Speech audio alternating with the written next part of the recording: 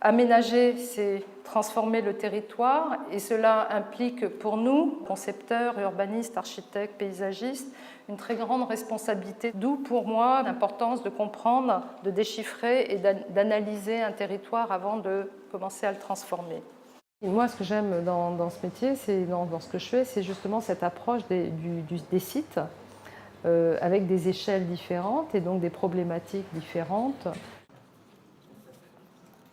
Si je prends par exemple le parc de Clichy-Batignolles, c'était de faire un parc au milieu d'un nouveau quartier qui était un espace fédérateur et qui mettait en relation différents quartiers entre eux.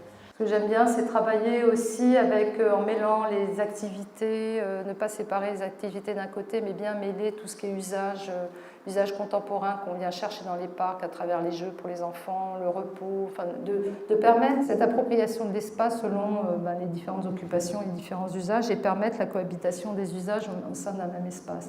Ici, par exemple, on a des jardins thématiques plus de promenade et de calme. Juste à côté, il y a la piste de skateboard où il y a je ne sais pas combien de gamins qui viennent jouer.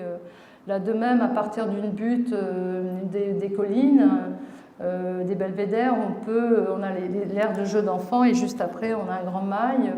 Bon, on voit bien des gens qui font leur footing, les mamans avec leurs enfants. Faire ce genre de paysage, entre guillemets, très naturel, c'est à faire appel à un artifice très très fort pour mettre en œuvre cette nature. Il faut irriguer, pour que certaines plantes se développent, il faut une certaine quantité d'eau, etc. Donc, on a une éolienne qui permet d'activer, d'aller chercher de l'eau pour réhumidifier le fossé humide. Donc on va pomper de l'eau pour préserver le milieu spécifique de ces bords d'eau on retrouve des roselières, une végétation typique des bords d'eau de ce qu'on appelle des ripicides. Sur Clichy-Batignolles, j'appelle ce parc un parc artificiellement naturel, alors que par contre à Amiens, où j'ai fait le parc Saint-Pierre, qui est dans un lieu géographique où la présence de l'eau est très importante et vient de manière totalement naturelle, c'était plutôt j'appelais Parc Saint-Pierre un parc naturellement urbain parce qu'il était au cœur de la ville avec toute cette dimension paysagère extrêmement forte. Les zoos, avant, étaient des cabinets de curiosité. Au fond, on venait voir, l'animal était présenté tout seul. Et là, on a essayé de retrouver des grands paysages, de mettre en place, en travaillant sur la topographie, de trouver des grands espaces comme ici la plaine africaine, et puis tout un dédale de promenade.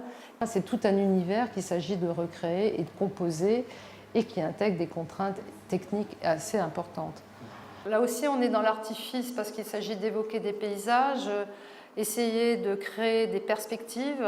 Donc là, on se sert à la fois du végétal, mais on s'appuie aussi sur des règles de scénographie propres au théâtre, c'est-à-dire composer des différents plans, cadrer les aires de vision pour pas que les aires de vision se croisent. On va essayer de creuser, par exemple, la plaine africaine va se terminer au pied du grand rocher sur des plans d'eau, et donc on aura tout un effet de perspective. On a réparti les biozones en fonction des qualités du site, des arbres existants, avec la plaine africaine centrale. Donc on a 6 biozones, la Patagonie, l'Afrique équatoriale, mais elle sera réalisée dans un second temps, la plaine sahélo-soudanaise, l'Europe, la Guyane et Madagascar, et en fait on a gardé l'entrée là où elle se situe, côté de la porte dorée. Donc avec Bernard Echen, avec qui j'ai travaillé sur ce projet, l'idée a été de faire de ce boulevard ce qu'on appelait un boulevard épais. On a superposé les fonctions, je dirais, liées à la voiture au-dessus, en dégageant de très grands trottoirs de part et d'autre. Et on a un système de parking qui est un peu typiquement ce qu'on a beaucoup à Paris, les parkings très linéaires sous les voies, et avec une ouverture à chaque fois, une adresse, des sorties qui correspondent à des adresses spécifiques de la ville. Donc on a bien cette relation dessus-dessous, qui est aussi ce lien aussi dans l'épaisseur qui est assuré. Vous avez parlé au début de votre exposé de votre attachement au développement durable. Quelles sont vos actions dans votre travail quotidien qui vous oriente vers cette direction-là, enfin vers tous les sujets de réduction de CO2, etc. Bernard Echen dit, vous les paysagistes, vous êtes vertueux par nature. Encore faut-il que la nature soit bien faite. On essaye de plus travailler avec des gammes de végétaux qui sont moins consommatrices d'eau, par exemple.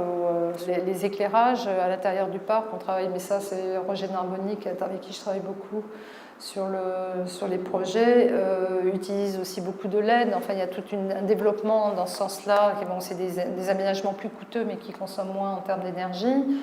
Enfin, déjà, de faire pousser du végétal, on ne peut pas faire n'importe quoi. Donc, on est ramené à des choses très terre à terre.